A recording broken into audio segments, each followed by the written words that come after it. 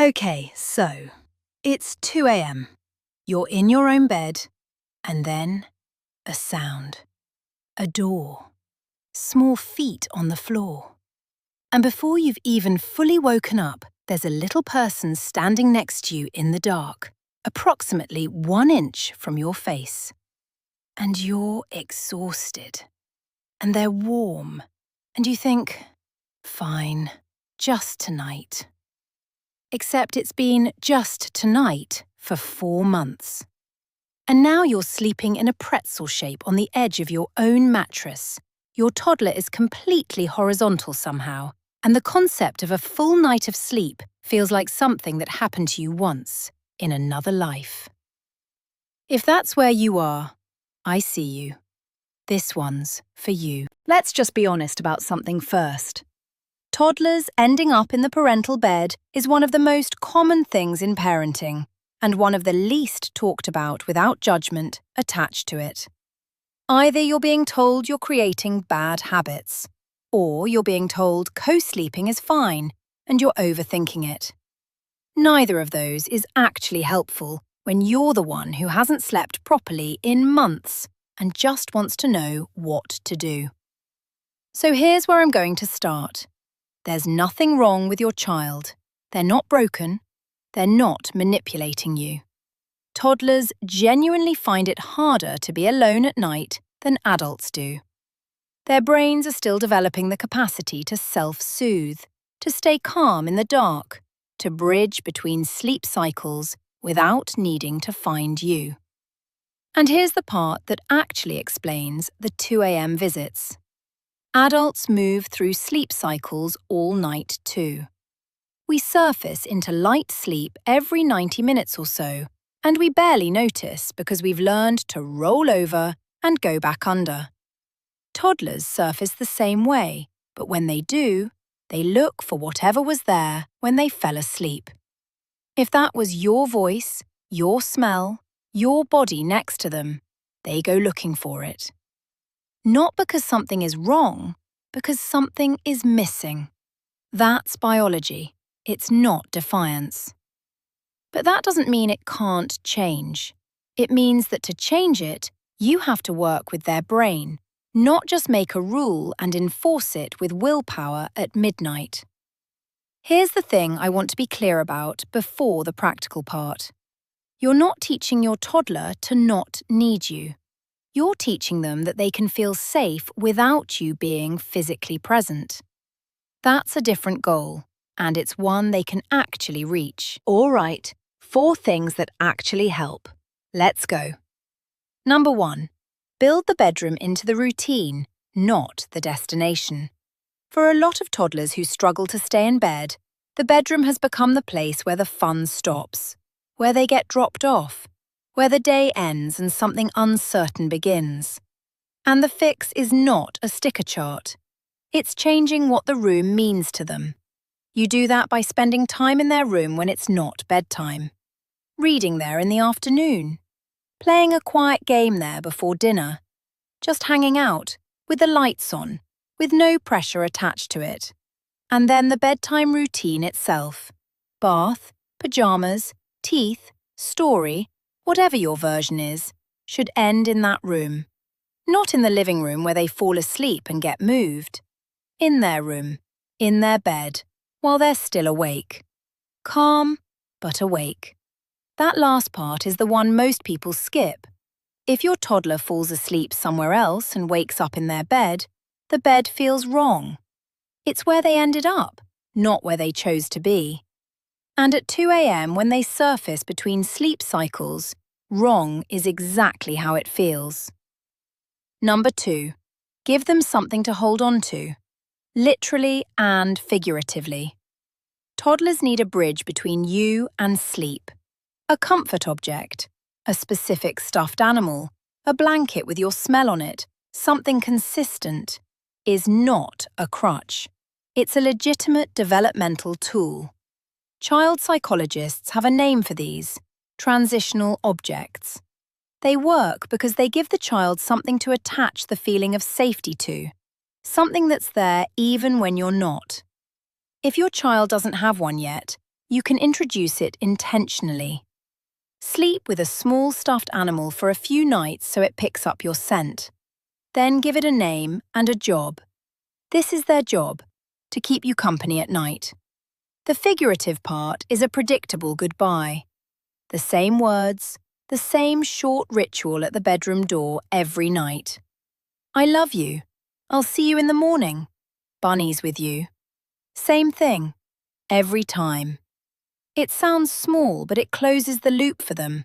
They know how it ends. That predictability matters more to the toddler brain than most parents realize. Number 3. Respond to night wakings in a way that doesn't make waking worth it. This is the hard one. When your toddler wakes up and comes to find you, or calls for you, the natural response is warmth. Cuddles. Bringing them into your bed because it's the fastest path back to sleep for everyone. And that works great for one night. The problem is, it teaches their brain that waking up and finding you leads to the best possible outcome. Warm bed, your smell, physical contact. You've accidentally made the waking functional. What you want instead is a response that reassures without rewarding. You go to them, or if they've come to you, you walk them back. You're calm, you're kind, you're brief. You're okay. It's still nighttime. Back to bed. You stay for 60 seconds, not 20 minutes. You leave while they're still awake. Here's what that actually looks like on a real night. It's 1 a.m. They appear at your door. You don't bring them in. You get up, you take their hand, you walk them back. You pull the blanket up. You say your thing, whatever your version is, and you leave. They cry. Maybe they follow you. You do it again. Same words, same calm, same 60 seconds. The first night this might happen 4 or 5 times. The second night, 3. By the end of the week, often once or not at all. Not because they've given up, because they've learned. The waking stopped being worth it, and the bed started feeling like a place that's okay to be. Yes, that first night is hard, but you're changing what their brain learns from the waking, not just solving tonight. Number 4. Don't start what you can't finish at midnight. This is the one nobody tells you, and it makes everything else work or not work. Whatever your plan is, whatever you've decided you're going to do, it has to be something you can actually hold to at 2 a.m., exhausted, in the dark. Because toddlers are not testing you strategically. They're not running experiments, but they are learning what's consistent. If the answer is back to bed 6 nights, and then on the 7th night, you give in because you're too tired, they've learned that persistence works. Not as a punishment, just as pattern recognition. That's how toddler brains learn everything. So when you're making your plan, don't pick the perfect plan. Pick the plan you can actually do. Every night, for 2 weeks. Because consistency over 2 weeks beats the perfect method held together for 4 days and then abandoned at midnight on a Thursday.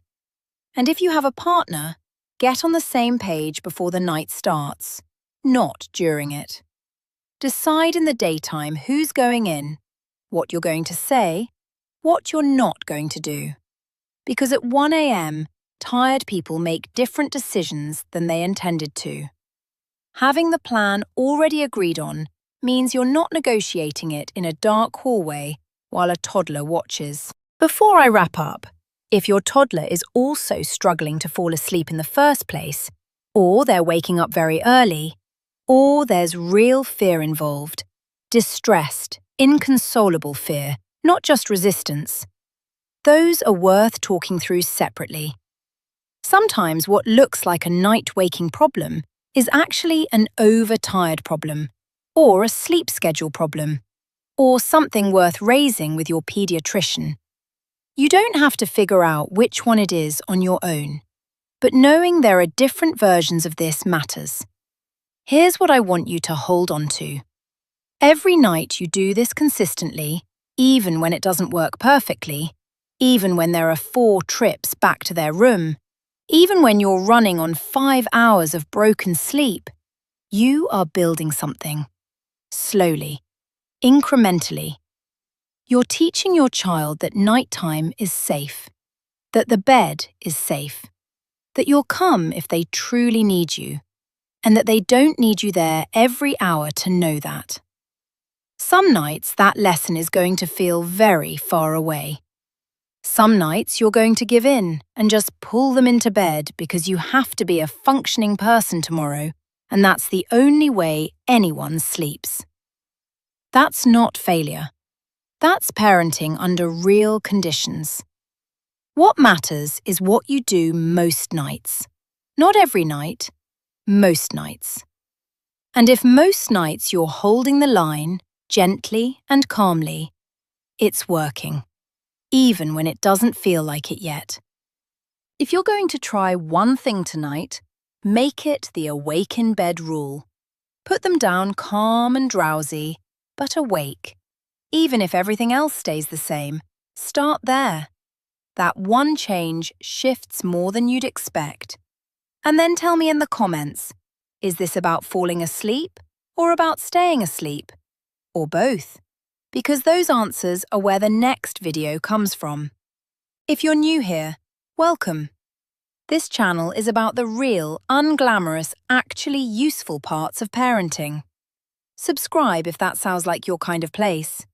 I'll see you in the next one. You've got this.